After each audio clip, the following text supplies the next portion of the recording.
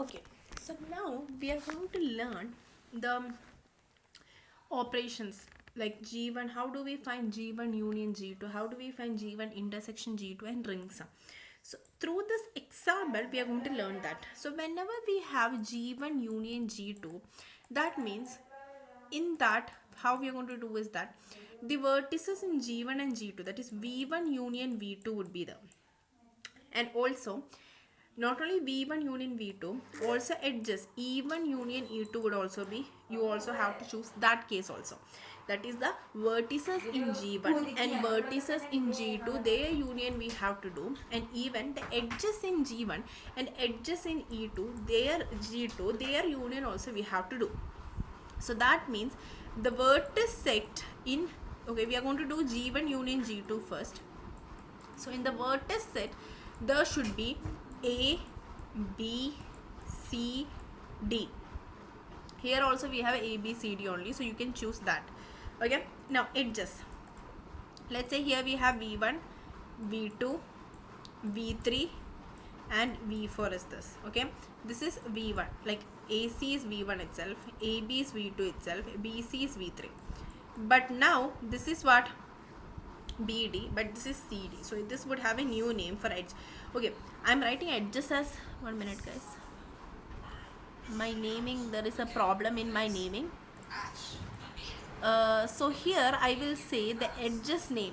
So my vertex I have understood, that is the union of these two vertices, here ABCD, here ABCD only. There is no other new vertices in G2. So union of vertices, union is ABCD itself. Edges, let me say this is E1, this is E2, this is E3, and I am saying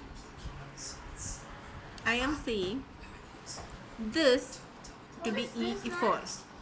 So therefore, here if you see AC edge is already given as E1. AB edge is what? E2. Then we have here BC edge. BC edge is E3. But here if you see BD edge, I have named it as E4. But here I have CD edge, which is a new edge. So I'm going to name it as E5. So in my edges, I have to do E1 union E2. Like the edges in G1 and edges in G2, I have to do their union. So it would be E1, E2, E3, E4, also E5 from here. I have to do E5 from here, right? So now how you can draw the graph? So now if you draw the graph, I have A here, I have B here, I have C here, I have D here. I am drawing E1, E2, E3, E4. Also I have to do at E5 also, right? So this would be my union. So my union would look like this. Okay. Now let's see what would happen in intersection case. Now let me erase this, and now I hope you have understood how we are doing the union. Okay. Now let me erase this, and now I will show to you how you can do the G1 intersection G2 now. So in order to do G1 intersection G2, guys, understand this. If I wanted to do G1 intersection G2, then I have to take the vertex intersection V1 intersection V2 and also edges intersection E1 intersection E2. How we can do through this example. Here, what are the common vertices in both this graph? Here if you see, the common vertices in both this graph is ABCD itself. So my in my vertex set I would have ABCD because they are the common vertices. Now edges, I'm naming it as this as E1, this as E2, this as E3, this as E4. So this would be E1 itself. AB we have named as E2, BC we have named as E3, CD is a new one, so we are naming it as E5. Fine. Now edges, in the edges set we will write only common edges, that is E1 is common to both of them, E2 is common, E3 is common. So these are the common. E4 is not here, E5 is not here. So the E4 and E5 are not common. So now I write the intersection of the edges here. Now I'm going to draw only what is there here. Common vertices are A, B, C, and D. I'm going to draw only common edges now. E1, E2, E3. So this is how my intersection graph would look like. Okay. Now, this much we have understood. Now what I'm going to talk is the ring sum. Now let me talk about how you can do the ring sum operation. So this is about the intersection operation. Fine. Now how I'm going to do the ring sum. For ring sum, the vertex set is the union of both of them, V1 union V2. Vertex set.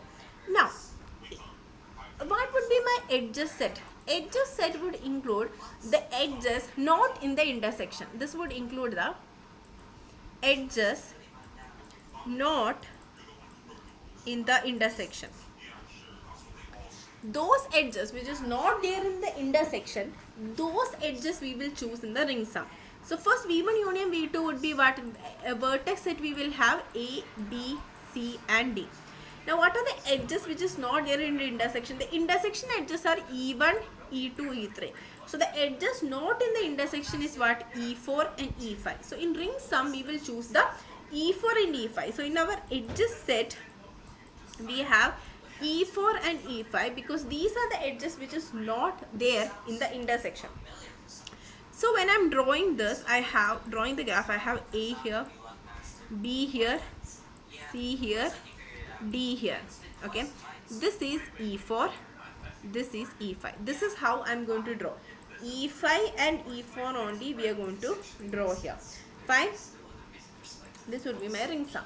Now we have a small topic, that is decomposition. In decomposition, you have to decompose a graph into two subgraphs G1 and G2 in such a way. How we are going to do? If I have a graph G, I am going to decompose this graph into two subgraphs G1 and G2 in such a way that G1 union G2, if I am doing, I am getting the graph G back. But if I am doing G1 intersection G2, it is null set. There should be no common vertices or edges. In both the graph, there should be no common vertices and edges. That means, sorry, not common vertices, no common edges. G1 intersection G2 is null set means no common edges should be there. No common edges should be there. So if you consider this graph, I am going to decompose like this part as one. Okay, so in this part and this part as other. But I am not writing this E6 here because if I write E6 in here, that means there is a common edge. So G1 intersection G2 is not null. So I am not going to write this E6. So in this way I can decompose this into two graphs such that there is no common edges between these two graphs. Okay. So this is about this part. Thank you.